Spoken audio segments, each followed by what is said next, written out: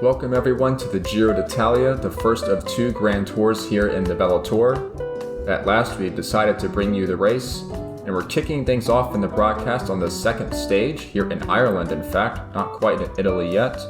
But the first stage was a team time trial, a short 21-kilometer course, and that was won by the Kyoto team. We'll show the complete results up on the screen right now, but the first leader in the general classification is this rider, Kazim Benavi of the Kyoto team.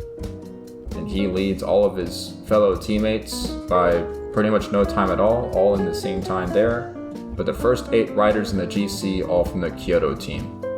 In the second stage, as we approach the 20 kilometers to go banner, all about the sprinters, should see a big showdown for the favorites for the Maglia Ciclamina, which is the leader of the points classification.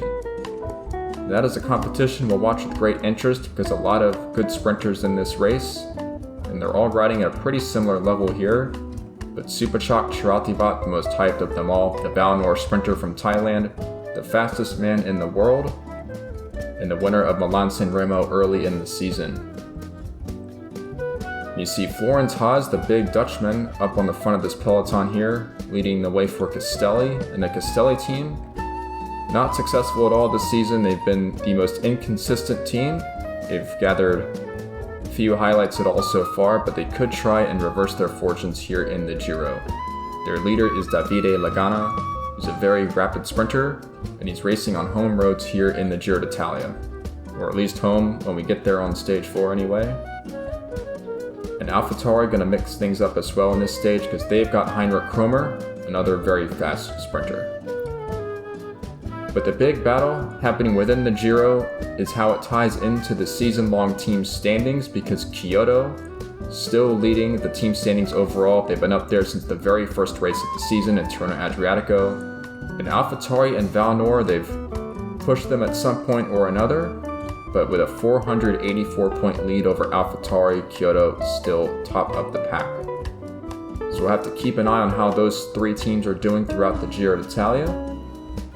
For now, let's focus on the end of this stage here. It's AlphaTauri trying to set up their lead-out train, but look at Castelli here. I think that's their whole team all in the line. So they get the aerodynamic advantage, and they'll try and tow Davide Lagana right inside the Flamme Rouge in the final kilometer. That was the 5Ks to go banner we just went under here. You see Castelli getting set up. They're in control now. I think that's Ludwig Kona now setting the pace. He's got Elijah Johnson behind him. Johnson, the final lead-up man for Davide Lagana. Supachak Chirativat on his left shoulder. Kromer and Wouters are there as well. Inside the final K, Lagana is in the hot seat. A perfect lead-up by Johnson, but can Lagana finish it off? And I think he will. At last, a clean victory for the Castelli team. Davide Lagana leaves no doubt at all on the roads of Ireland. So they have been treated to a great victory by a great sprinter. Johnny Wouters of Euskaltel Euskadi will take second place, Kromer in third, and Kitetsu mixing it up there in fourth for Fichua Forrestal.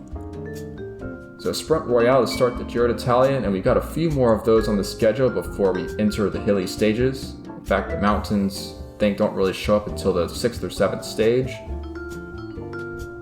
So let's go ahead and take a look now at the updated standings. Of course, not much will have changed in the overall.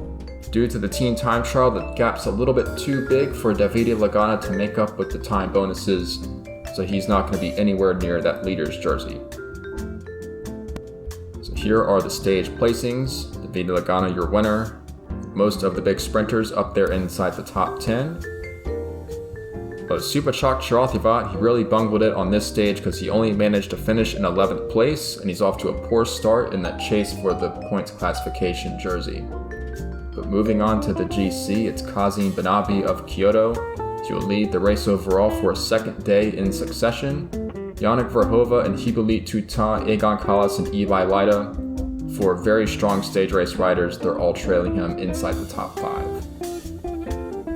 Johnny Wouters of Euskaltel Euskadi, thanks to his time bonus for finishing second place today, he's up into 9th place. And if he gets another one of those in the next couple of stages, then he might get the leader's jersey all to himself. And we'll take a look now at the first leader of the points classification, because no points scored on stage 1. That was a team race, so no points for individuals there.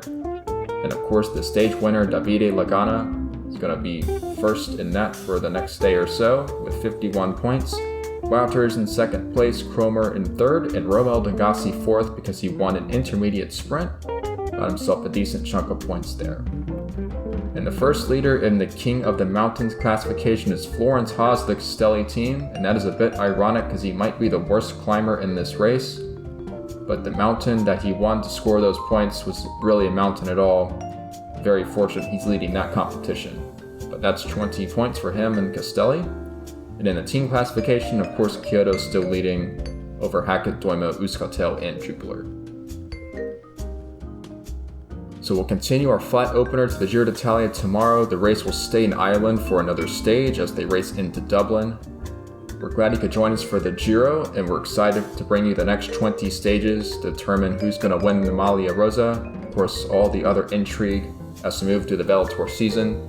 Thanks for rejoining us, and we'll see you next time.